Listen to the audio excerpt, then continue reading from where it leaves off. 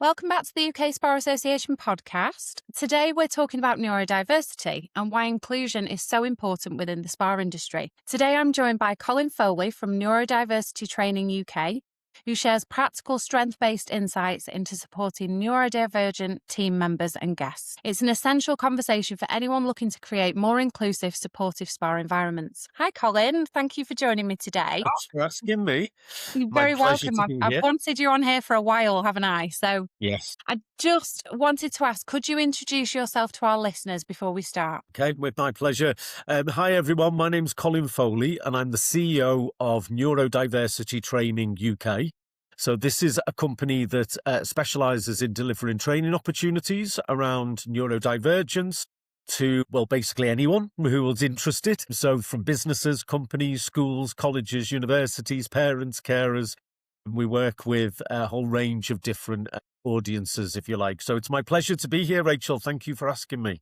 Thank you. I think it's such a prevalent topic at the moment. And I know we've spoken before. I have two children who are neurodivergent. So it's a bit of a passion of mine, making sure that the industry that I work in, SPA and wellness, is really inclusive and brings that into people's journeys and makes that experience better for not only staff, Absolutely. but guests as well. I think it's really important. Yeah. And do you know what? A lot of places I go to, Rachel, a lot of the people who are driving these changes and these adaptations are people like yourselves, who's got lived experience of this, in whatever capacity that is, who are really committed to developing, particularly workplaces, to make them the most neurodivergent friendly that they can be. So yeah, hats off to you, Rachel, for all the work that you're doing in the SPA Association.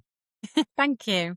So, Colin, for those who are new to the term, what is neurodiversity? Okay, I think, Rachel, it's quite important to clarify some of the language, really, because there's quite a few words and phrases being bandied around. But the word neurodiversity relates to the completely natural variation that there is in what's called human neurocognitive potential. So basically, the way in which our brain works. And it is completely normal and natural that people's brains work differently. Neurodiversity means that whole population, all of us, you and I, Rachel, are diverse, because your brain is as unique as your fingerprints. So no one's got your brain, Rachel, or my brain. And so it's completely normal. It's completely natural. It's always been with us. Some people's brains work differently. Now, other phrases like neurodivergence, which I use quite a lot, relates to people who have a diagnosis, or they should have, and they haven't for whatever reason, or they're waiting for one or more of the conditions that we all recognise. Conditions like ADHD or autism or dyslexia or dyspraxia, for example. And the word neurotype means, what is that diagnosis? So is your neurotype ADHD or is it autism, for example? But neurodiversity is the natural variation and differences that happen within the whole human population in terms of the way our brains work. And at the moment, Rachel, depending on what research you're looking at, people are talking about currently, we're talking about 1 in 7 of the population. Some research will say 1 in 5. So this is, for your listeners, this is a significant percentage of their workforce and their guests, their customer base as well. So why does this matter so much in UK workplaces right now? I know you've just touched on, obviously, the figures there. So it is going to be a lot of the workforce. Why would you say this matters then? Well, that's a great question, Rachel, because it is extremely topical at the moment. I'm sure that the vast majority of your listeners, if they think about it, they will know somebody who is neurodivergent. They may well know people in their lives who were diagnosed as adults. They were missed as children for whatever reason.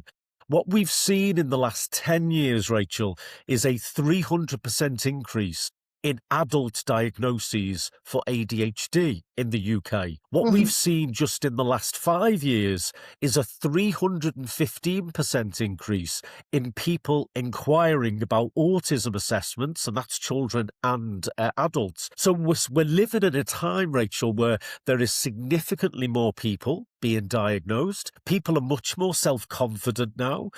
I'm sure your listeners will be comfortable with a term called masking, where people try to hide or suppress or camouflage the features of their neurodivergence. Well, people are less likely to do that. For your listeners, in the setting in which they work, they've probably got colleagues who are, say, very comfortable and confident saying, well, I'm dyslexic or I've got ADHD. And so we've got those people who are much more prevalent now. And we've also got the legislative framework.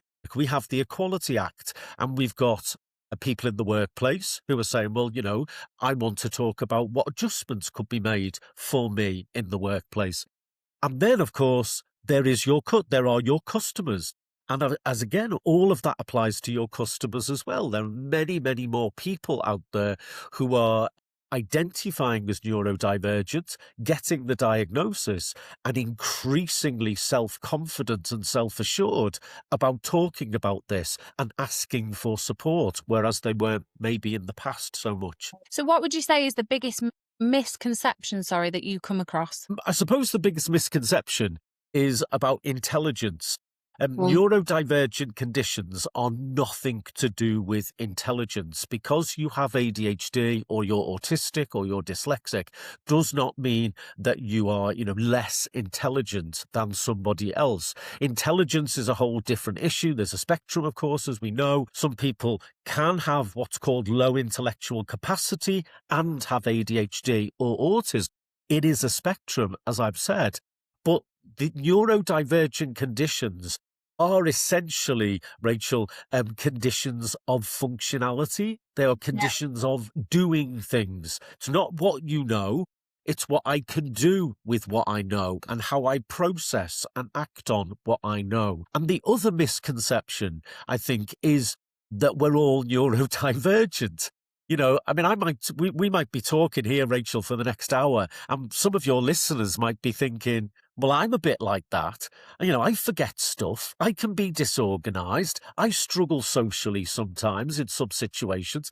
I get tired when I have to read a lot of information over and over again. So does that mean I've got ADHD or I'm dyslexic? Neurodivergent conditions are what are called dimensional, not categorical. Now, I'll explain that for everyone. It means that, yes, we can all be disorganized. We can all forget things. We can all process information in different ways. We might struggle with some kind of environments from a sensory perspective. We might, not like noisy environments or very dark environments. For example, we might struggle sometimes with maths or with a lot of reading and writing. And that could be influenced by lots of different things. How you're feeling, the stress you're under, the deadline you've got, anything like that. We can all have those challenges in our lives. What makes somebody neurodivergent is the dimension of that challenge. For people, they have to experience these challenges pretty much all day, every day, in a range of different settings, and it's always been there. Now, that's not to say, Rachel, that there aren't many neurodivergent people, and I know people, and probably you do as well, who manage their neurodivergence brilliantly and are really successful people. I could talk about that for the next hour, Rachel. Some of the people that I know who are just smashing it and being neurodivergent, especially professionally. But, it's about those challenges being on a different dimension to when some of your listeners, for example, might be really stressed and really busy and might forget some things, for example. So that's another of the misconceptions, I think, that goes with neurodivergence. Okay. So what strengths do neurodivergent individuals bring to the workplace? Oh, well, this is the really interesting question, isn't it, Rachel? And there's a lot of work that is going on in this area at the moment. And it's I'm always I'm passionate, Rachel, that we take a strength-based approach. As I say, we're Hmm. not looking at people as incapable or less than other people. We're just saying it's different and people Hmm. need to, do things in a different way. And of course, it's a spectrum. But I think there are unique skills and strengths that go with being a neurodivergent. If you take ADHD, for example, one of the features of ADHD is something called hyperfocus. Now, ADHD stands for attention deficit hyperactivity disorder. Well, it's not an attention deficit. The acronym really annoys me. People with ADHD can pay attention. And what drives that attention, and it can be really intense for some people, is the level of interest and engagement that they have in what they're doing. So if you, for example, are a manager in a spa environment and you've got a team member whose interest and engagement, whose hyper-focus is the entirety of their job in your setting, they could be one of the best employees. You get loads of work out of them because they will be really, really, focused and ability to concentrate. Now, when we think about autism, now there's myths about autism. So what I'm about to say doesn't apply to every autistic person, but some autistic people who are more inclined to favour a very predictable, structured, a very familiar environments and ways of doing things, and that isn't everyone. But if you think of job roles that involve sticking to processes, following a plan, being quite predictable, if you like, and quite repetitive, a high level of attention to detail. I don't want to overplay this, Rachel, because it's not every autistic person, but it is certainly a component for some autistic individuals. Now, if you imagine the job roles that there might be in a spa setting that really align to those strengths, then you can see, can't you, where there might be real unique strengths. Take another feature of ADHD. The H in ADHD stands for hyperactivity. Now, most people, Rachel, think that means physical, kids that never stop moving their bodies. Actually, there's a whole other part of hyperactivity, which is cognitive hyperactivity, where the mind is moving very fast. So if you think of job roles where there is the need to the fast generation of ideas, thinking quickly on the spot, responding in real time with a lot of variety, maybe a lot of pace. Think about some of your customer facing roles, in a spa setting where you've got the public walking in, customers. They've got different needs. You don't know what they're going to do all day or what they're going to want or what they're going to say. And you have to respond in that moment to their immediate needs. Well, somebody with ADHD could be outstanding in a role like that, in a setting where, thinking quickly on your feet, the fast generation of ideas are an asset. So, yeah, I could talk about this for another 3 hours, Rachel, about the strengths and positives that Yeah. there are with neurodivergence. And I think people are increasingly recognizing this, Rachel. There's some brilliant research from the States in particular about the value of employing neurodivergent people. There was a corporation in the States that created an autism-only entry stream into the corporation. They adapted recruitment. I know we're going to talk about this later, aren't we, Rachel, and onboarding. And what they found when they reviewed the results of that not only were they happier and they stayed longer in the job, but they were also significantly more productive at doing the work as well. They were some of the most useful and effective professionals in that corporation. So, yeah, lots of strengths and positive qualities. And it's great that you've asked me that, Rachel, and that we're framing the discussion around that right from the start, really. Absolutely. So what common workplace practices can create barriers? I think the first one to think about is the environment, of course. Environments are really, really important. If we think from two perspectives, really, one is the attentional nature of the environment. And one of the features of ADHD, of course, can be when engagement and interest isn't secure, can be high levels of distractibility.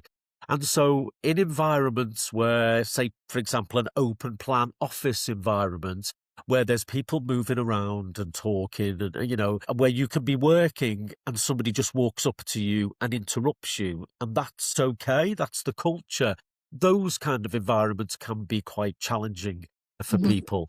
The other element of that, of course, is the sensory nature of the environment. Just, how the office smells or what the lighting is like or what the temperature is like. I get quite uncomfortable, really, when I work with businesses and they say, oh, we hot desk. And you say, well, actually, for your autistic colleagues, knowing exactly where I'm going to be every day and being able to adapt that environment to whatever extent that I can is really, really important to my sense of well-being, my ability to self-regulate, and my productivity.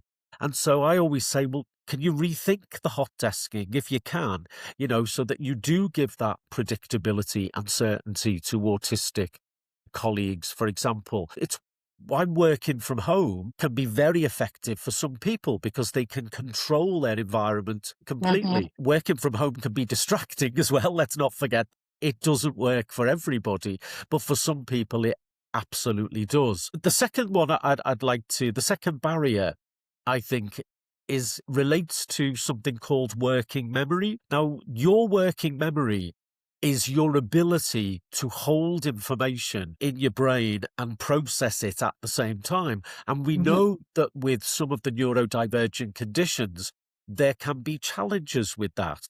And so I think one of the barriers would be workplaces that are heavily reliant on talk, Rachel. So if you're sat in an office and I'm your manager and I walk over to you and I say, Rachel, can you do this for me? And I tell you it all and then I walk away.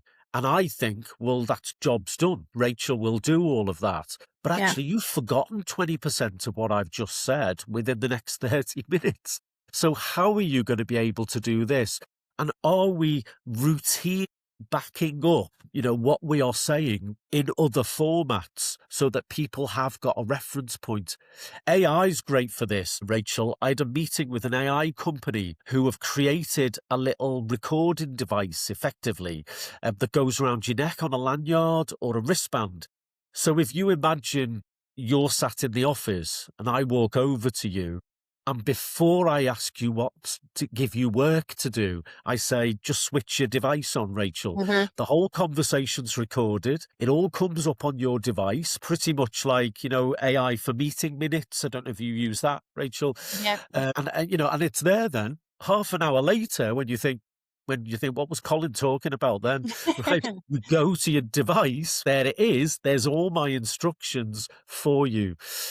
I think when we think about dyslexia, particularly, which is the most common neurodivergent condition, Rachel, with 1 in 10 of the population, I am always very keen to talk to businesses and companies and employers just about, how much reading and writing is involved in the job. And for some of your listeners, there will be a lot of reading and writing requirements. But I think principally it's about managers being much more confident about thinking, is everything necessary? Do I need to give this person all of this? I had a boss once, Rachel, who used to send me emails saying, interesting piece of research attached, full stop. And you'd open the attachment and it was 65 pages long. And you knew he hadn't read it, but he's just passing it on to me, to me. And it's things like this that we need to kind of think about. There are ways that you can present written material, documents, files, whatever, reports that are written in a very, what I call reader-friendly way. I was working with a private health provider, Rachel. You know what they've done? They've introduced this new system. If you send an email internally in that organisation, a notification immediately comes up saying, can you write this email in 3 bullet points or less? And the people I was delivering this training to, he said, it's changed the way we all operate. Some of your listeners will be working with real keyboard warriors, won't they? People who love a big, long email. And it's about saying to those people, actually, can you not do that? And can you make it as clear and as concise as possible? Can I just say, Rachel, we could talk about this for hours, couldn't we? If any of your listeners are interested in this, the British Dyslexia Association, the BDA website, have got really good guidance on suggested layouts of Oh, brilliant. documents, font size, spacing, colouring. You know, I'd ask some of your listeners now, look at your promotional materials that you're sending out. You know, is there a lot of dense, uninterrupted text there? You know, have you got text in with imagery, you know, but inlaid, you know what I mean, Rachel? It's inlaid Yeah. in an image. Things like this are going to not be very accessible for your potential dyslexic customers out there. So the more we are thinking about reader-friendly approaches, then this can break down a lot of the day-to-day barriers, particularly for dyslexic employees and colleagues. Amazing. So spas are obviously very sensory environments. We've touched a little bit on, sensory can be hard for people to access certain areas. So what would you say operators need to be mindful of for neurodivergent employees? Right. Another great question, Rachel. Well done. I think the first step is understanding this, isn't it? And understanding the impact that this can have on people. Our sensory system gives us information about the sensory experience that we're having, but it also helps us to regulate our response, to understand, I am too hot now, I need to take a layer off, or I need to turn the heating down. So it's that 2 steps. It's understand feeling and understanding I am too hot, and then it's knowing what to do, at the point at which you know what to do to respond to that. And for people who have sensory sensitivities, and it's a particular feature of autism, but we also have 2 conditions, one called SPD and one called SID. I don't want to do your head in, everybody, with acronyms here, but it's called sensory processing disorder and sensory integration disorder. And they're quite similar. There are subtle differences, but you will see sensory sensitivities, for example, in people with ADHD. If you've got colleagues going through the menopause or pregnant, you will see, changes in sensory sensitivities. But what happens is that the information about the sensory experience isn't, it can be confusing for people. I feel uncomfortable in this environment, but I'm not exactly sure why. That might be less, of course, with adults who've had lived experience and they know themselves. But also, the sensory system isn't helping people particularly to knowing how to respond to the experience that they're having. And so people will present in one of 2 ways, essentially. You have what's called hypersensitivity and hyposensitivity. Now, hypersensitivity is where you will actively avoid that sensory experience.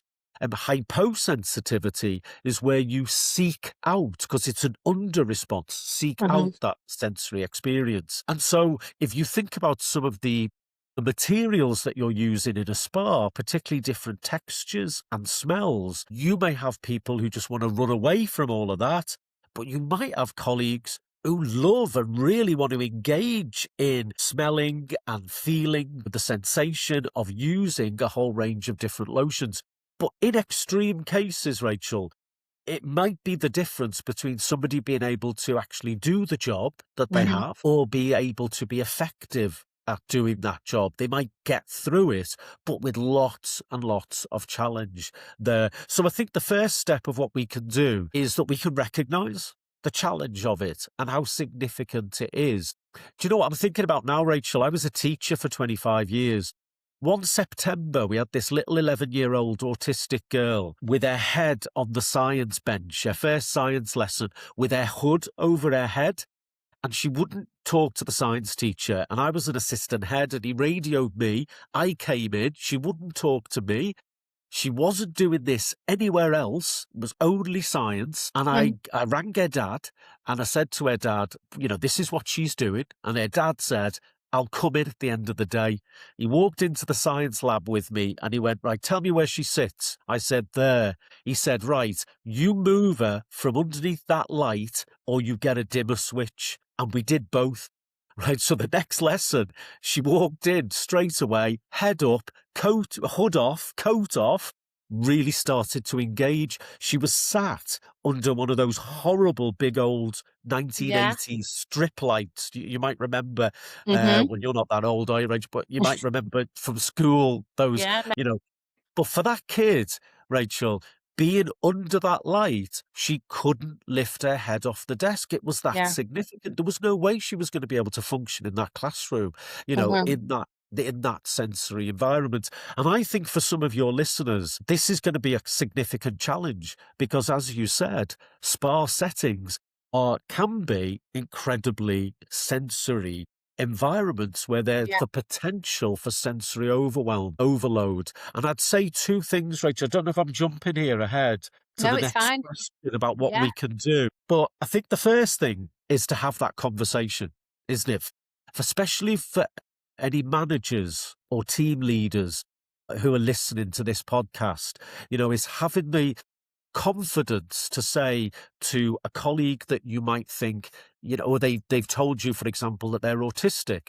Mm. I would suggest to you saying something like, well, I understand that sensory sensitivities can be a feature of autism. Can you tell me anything about that? Does that relate to you? Don't assume anything. And you're not lecturing the autistic person. You're not making assumptions. You're asking the question. I know a little bit because I listened to this bloke from Liverpool on a podcast and he said this. Is that what it's like for you? If you have a colleague who is saying to you, I'm just not comfortable in that room. I'm much happier working in this room. But I don't know what it is. If you will go on Google and you type in sensory audit, there are free sensory audits that you can download that you could sit with a colleague and work out. Is it the temperature in that room? Is it the Okay. smell? Is it the lighting, or the noise, for example, or lack of noise in that room? And to take it from there. But what I would say is, and this could be challenging, Rachel, is to what degree can you adapt that sensory experience Mhm. in that space for your colleague in that? And some of your listeners right now might be thinking, well, we can't. We haven't got that much space. And they are going to be next to a kitchen, or there's going to be the noise of that machinery, or the lighting. We can't change the lighting. That's going to be really expensive, whatever. But as long as you are willing to have that conversation and to be very honest and open, reasonable adjustments are reasonable for a reason. And so, as long as we're having the conversation and we're being very open and honest, but willing as much as we can to adapt and change that sensory experience. So is it changing the lighting? Is it, the smell? Could it be that your colleague might have opportunities to get out of that space for periods of time so that they can self-regulate and then Yeah. maybe be able to manage being in that environment for other periods of time? Could we reconfigure the space and move different people into different rooms, for example? Yeah. What would you advise, Colin, is one key improvement in the recruitment and onboarding process? Okay.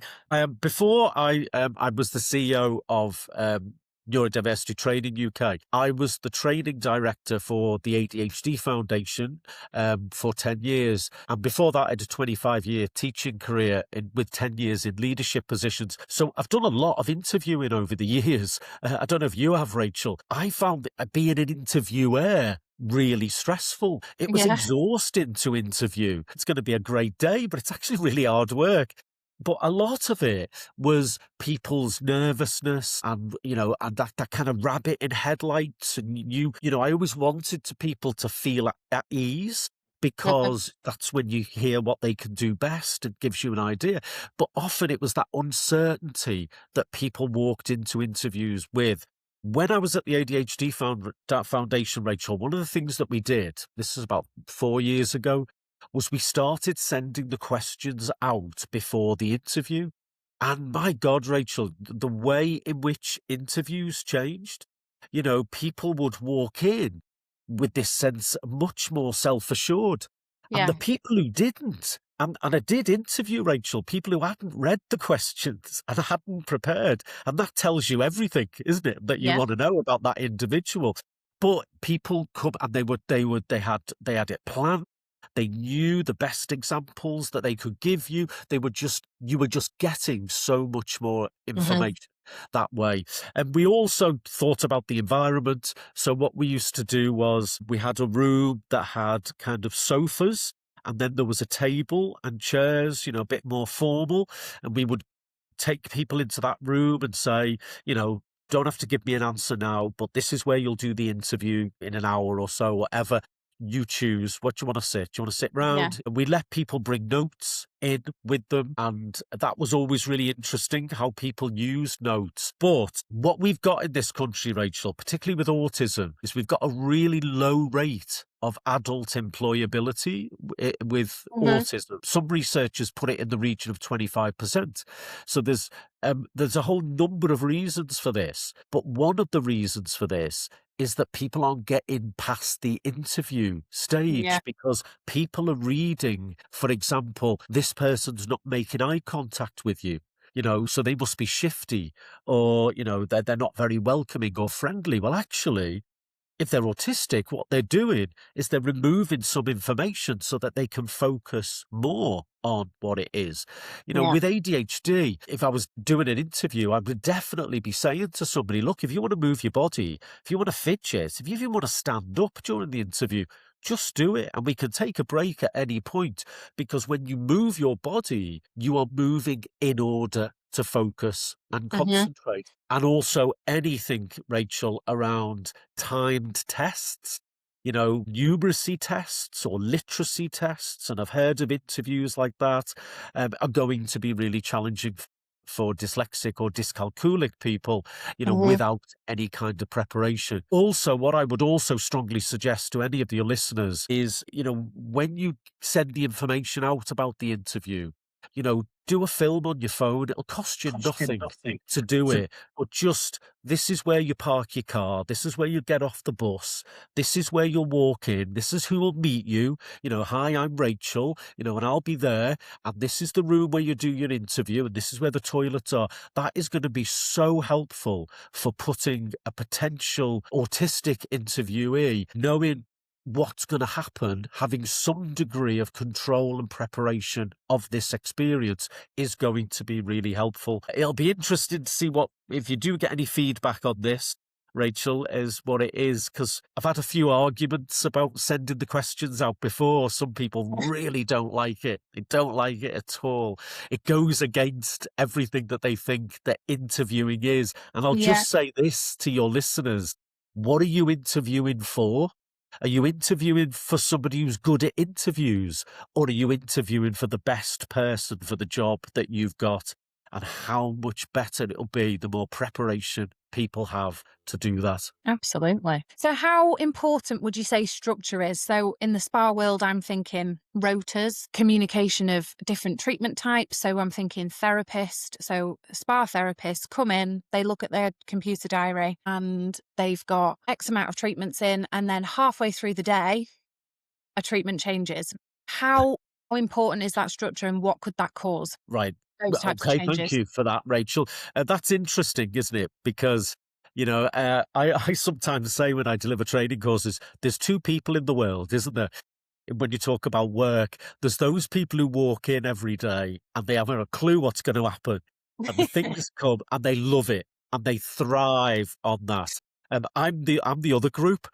I like to know what I'm doing. I like a lot of structure. I like a lot of predictability. I can manage change, but I'm much more comfortable with a plan. And it's recognizing those different neurotypes for people, isn't it? And recognizing that for some neurotypes, that level of structure and predictability and preparation will be very, very important. And any unexpected change to that can cause people quite a lot of anxiety.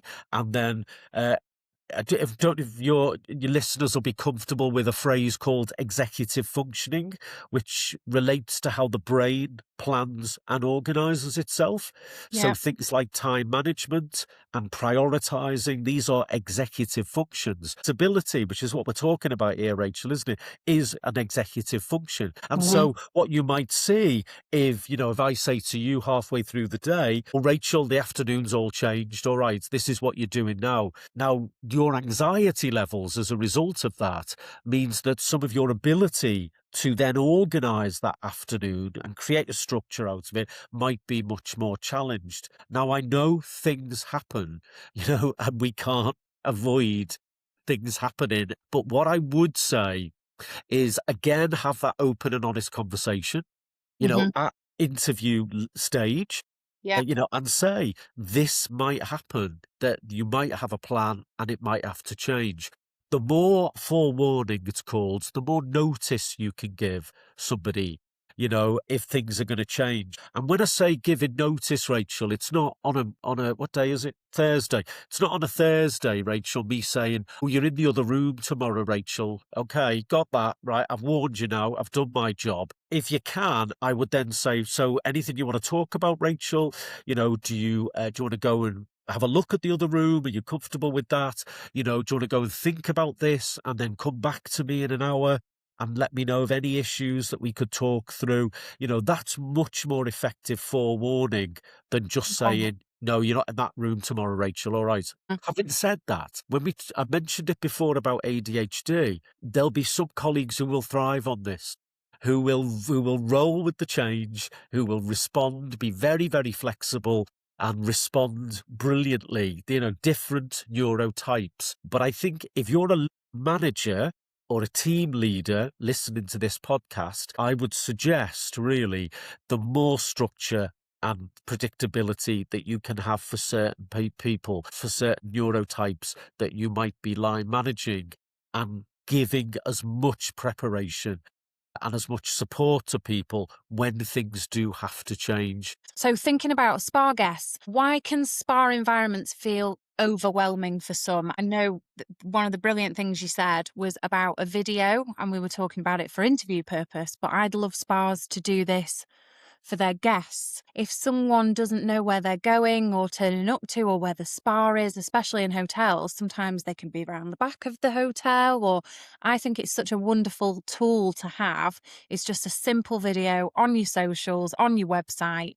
So just thinking of why and how can spas be overwhelming to guests? Okay. Well, I'll say a few things to this. We've talked about the sensory nature of the environments, and we've talked about the attentional nature of the environments as well. I mean, how busy is your spa setting? I would ask listeners here, there may well be times when there are a lot of people in the environment talking, moving, feeling overwhelmed. But also for some neurodivergent people, they just might not feel that this is a, welcoming environment for them, or it's, that it's not going to be somewhere that they feel that's going to work for them. I was thinking, Rachel, when I was preparing this, I was thinking of Tourette's syndrome and tic disorders. Now, some of your listeners will know something about Tourette's, been in the media a lot lately, but one of the features of Tourette's is physical or motor tics, where the body just moves. People aren't doing it on purpose. They can't control it. If you were a therapist and you said, sorry, could you stop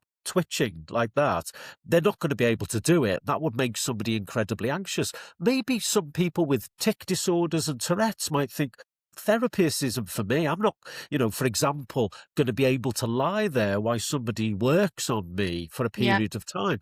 So how do we, in your promotional materials, as you've said, in how you market yourself, how much, let me ask your listeners this, Rachel, is what's the profile for neurodivergence in your promotional materials, on your website, on your social media platforms, where if you do have, and some of you will have, clients with Tourette's syndrome who are accessing, just like you've got visually impaired or hearing impaired clients, and they're accessing the therapist, let's showcase those people and let them talk about, this is how, with the therapies that I get, and this is what my therapist does for me. I think seeing it Instead of a statement that says we are inclusive, or a question like, have you got any special needs that we need to know about? Which is an awful question, isn't it? And instead of that, is saying, well, we have this client. She was nervous about coming to the spa because she's hypersensitive and autistic. This is what we've done for her. And now she's a regular client who keeps coming back. The same with tic disorders.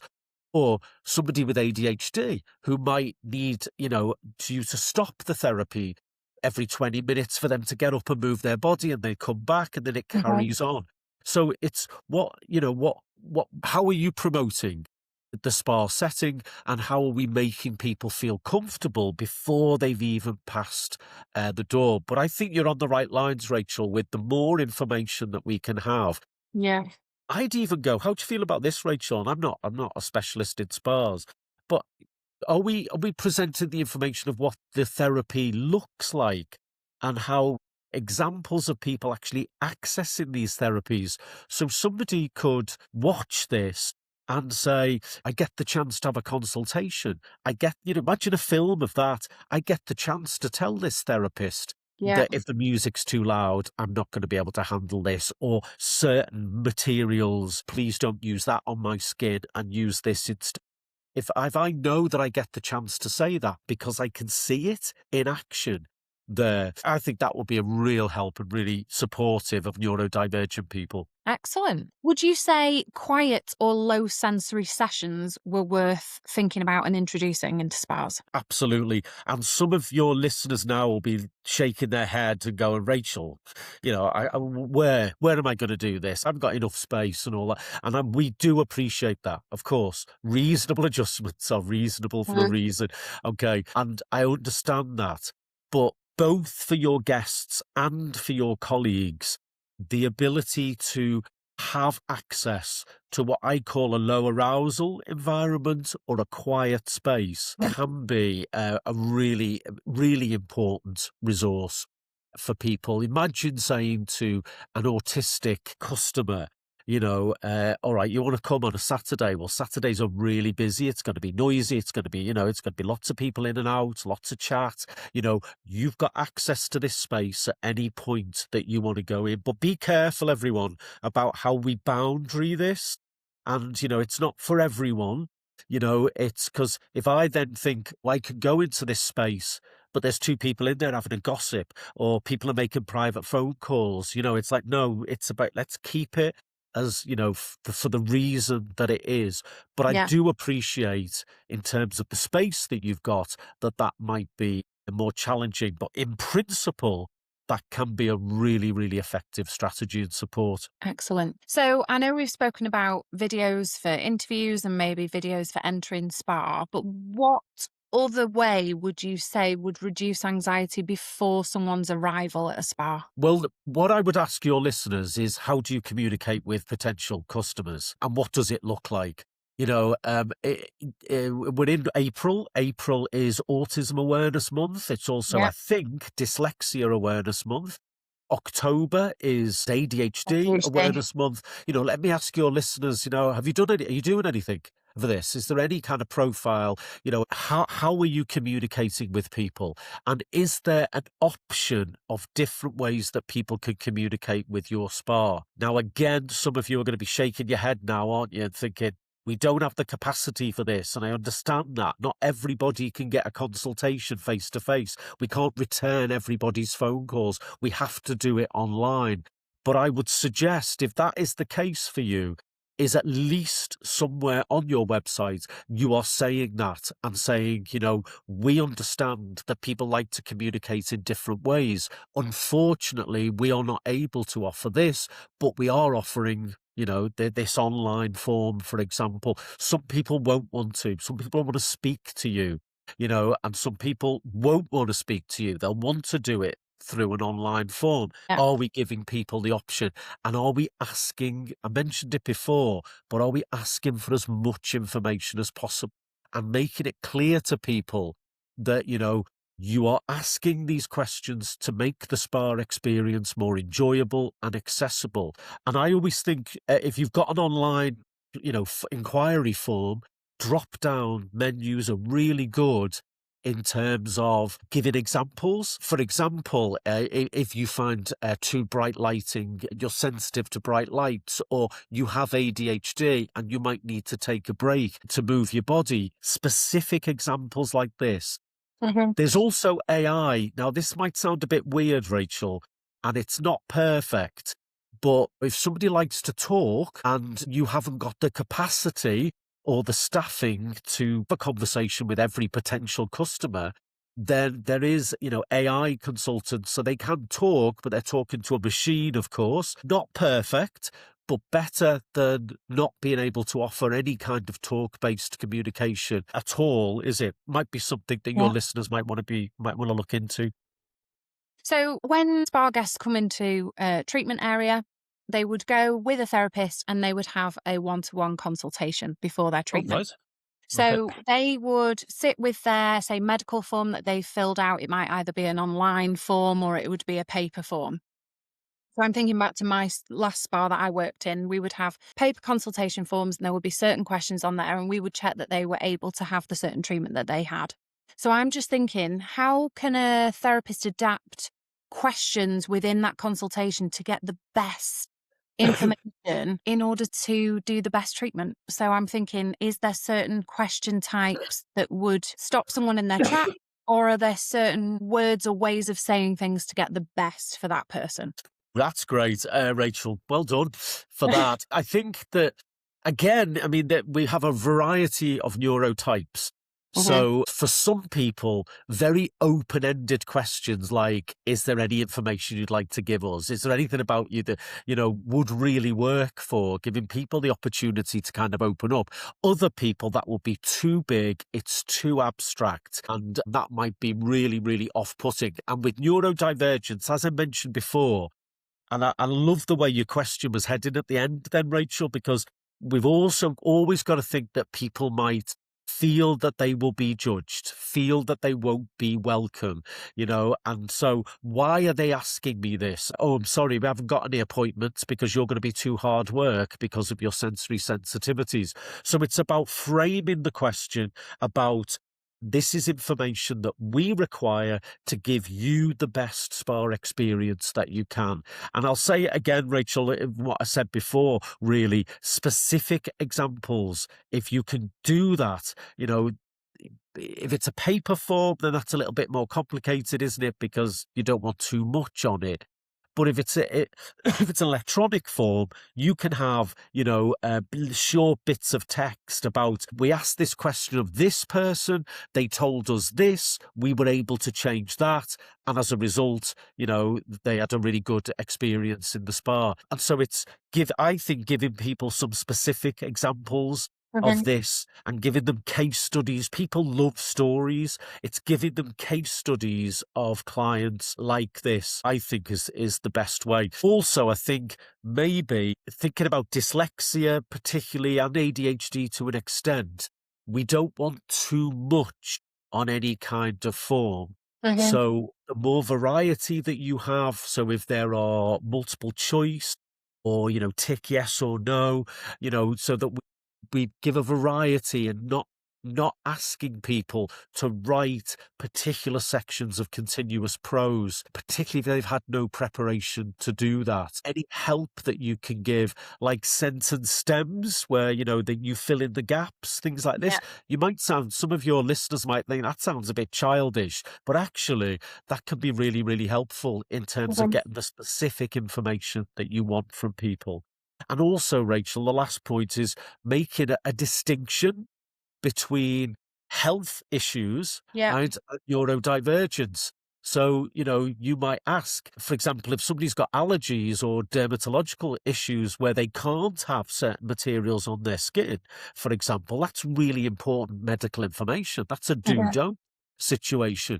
Neurodivergence is much more open than that. So I would suggest, Rachel, split that into two sections. Okay. So you have a medical section, which is about their health and safety in the spa, and then you have a neurodiversity section, but maybe sort of a well-being section, because when you think about conditions like ADHD and autism, what that might look like to a therapist walking through the door would be maybe very similar to some of your clients who've got high levels of anxiety, who are struggling with mental health at the moment, trauma, PTSD.